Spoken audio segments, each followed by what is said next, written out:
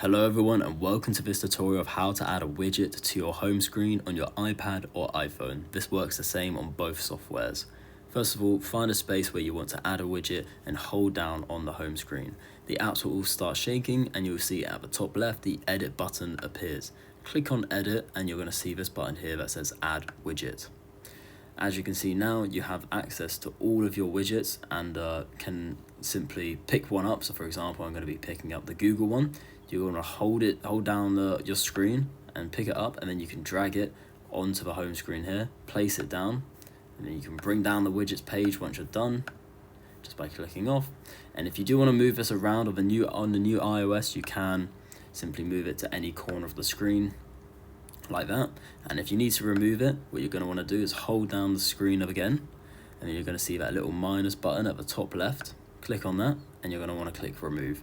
This won't delete the app or remove the app, it will just remove this one widget from the home screen.